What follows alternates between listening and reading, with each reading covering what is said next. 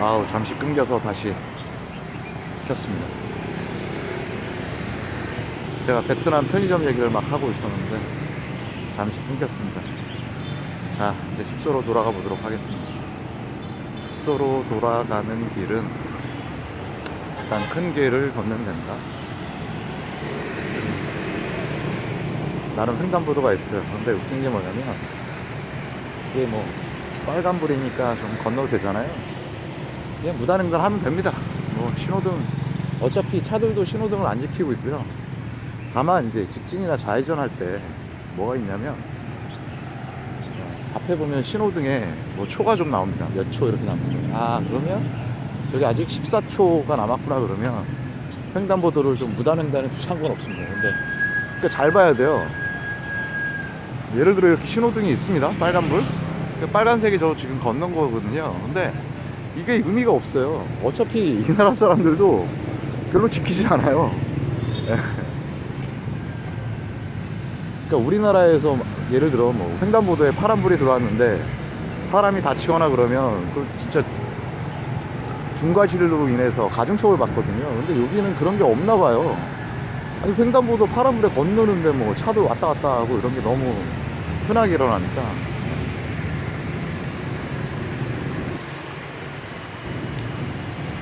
이 롯데 쇼핑센터 지하 1층에 롯데마트가 있습니다.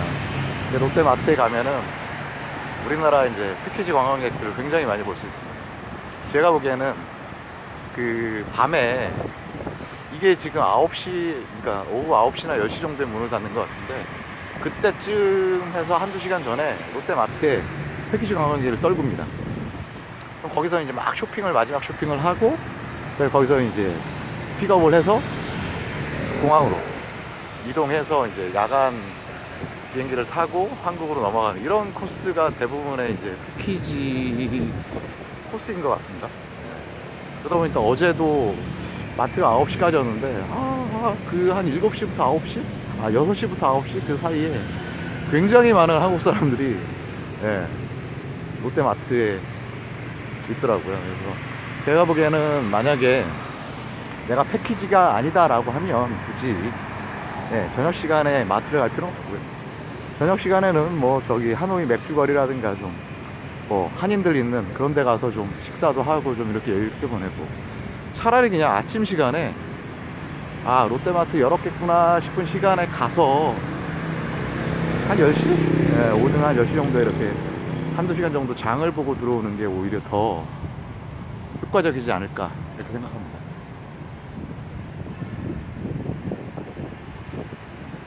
근데 롯데 호텔 저도 뭐 하룻밤 뭐 묵어봤을 때는데 최고 호텔인 건 맞는데 이게 참 예약하기 따라 다르더라고요. 어떤 사람은 15만 원, 어떤 사람은 12만 원, 어떤 사람은 뭐 25만 원에 1박 숙박을 예약했다. 너무 다양한 글들이 올라오다 보니까 잘 모르겠어요. 근데 제가 사실 자유여행을 하면서 에어비앤비를 이용했던 게 일본에서 처음이었거든요.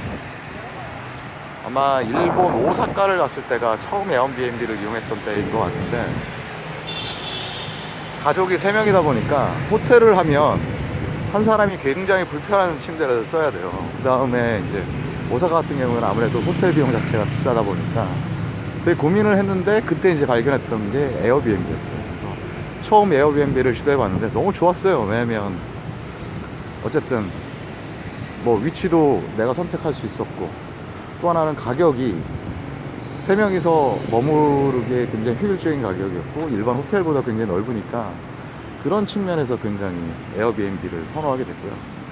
그 다음부터는 사실은 그러고 나서 해외여행을 한 대여섯 번 정도 더 온 것 같은데 일반 호텔을 선택한 적이 단 한 번도 없고 계속 에어비앤비로만 오고 있습니다.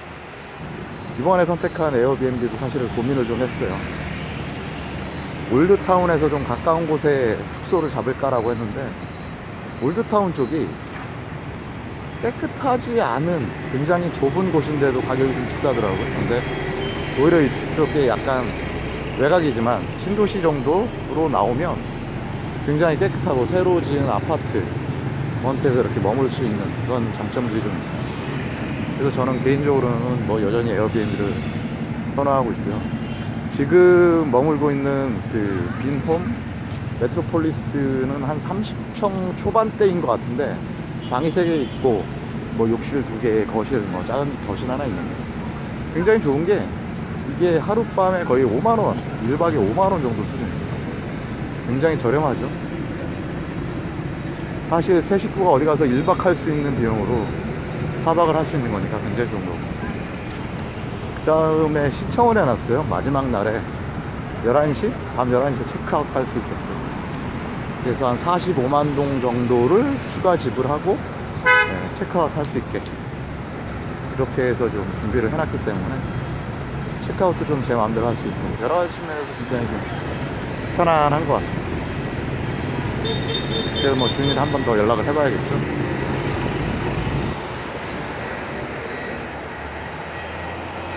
근데 분위기만 봐서는 오늘이 뭐 영업을 하는 날인지 아니면 안 하는 날인지 잘 모르겠습니다.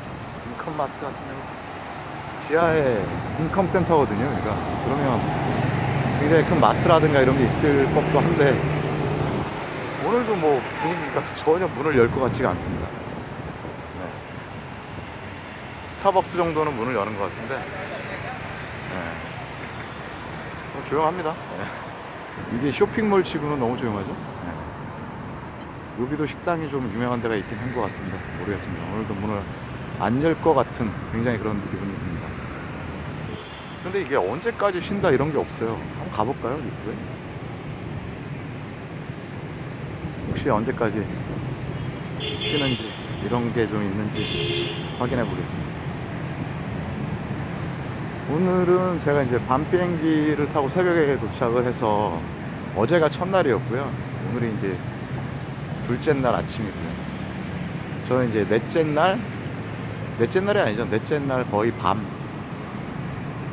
비행기를 타고 이제 한국으로 돌아가게끔 돼 있는 그런 일정입니다. 사실 어제까지는 이제 저도 이제 설날 연휴였고, 오늘부터 해서 이제 이틀 동안 휴가를 냈습니다. 그래서 좀 편안하게 휴식을 하면서 좀 여행을 하는 그런 모드로 했었는데, 어제는 올드타운을 가다 보니까 아우 사람 많아서 생각보다 좀 많이 걸었습니다. 야, 스타벅스는 문을 열었네요. 스타벅스는 지금 문을 열었고요. 중요한 건 저기 빈컴 쇼핑몰, 여기가 언제 문을 여냐는 건데, 사실 여기 뭐 마트도 있어서 가면 되게 좋을 것 같고, 여기 또 CGV가 있어요. CGV 맥스라고 영화관이 있어서 한번 가보고는 싶은데, 아 여기는 이놈 아파트네요. 쇼핑몰 들어가는 입구가 저쪽이군요.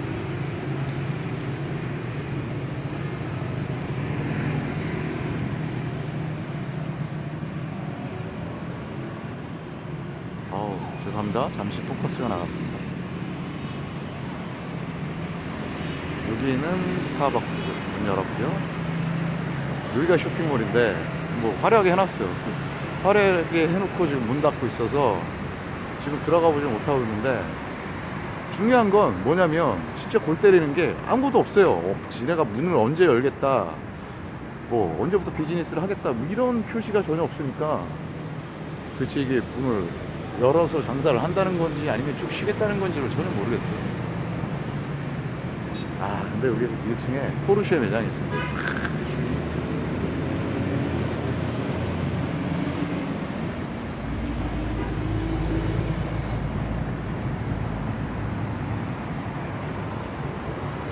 이게 이 차가 아마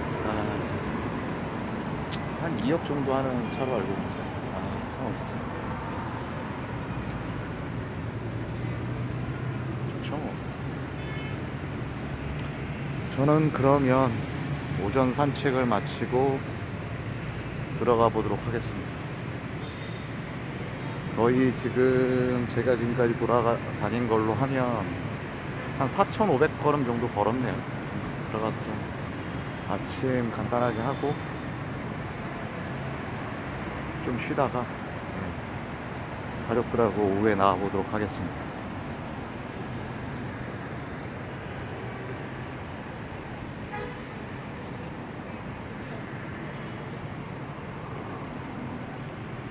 첫 촬영이었는데 너무 뭐 나름 괜찮았던 것 같습니다. 심심하지 않고 좋긴 한데, 아, 이래서 혼자 여행 블로거들이 혼자 여행을 다니면서 이렇게 얘기를 하는구나 라고 생각은 했습니다. 근데 아, 이게 생각보다 힘들어요. 근데 뭔가를 계속 해야 된다는 거, 말을 해야 된다는 게 이렇게 어려운 건지 처음 알았습니다. 그럼 여기가 저희 호텔 입구니까 방송은 여기까지만 하겠습니다. 감사합니다. 까먼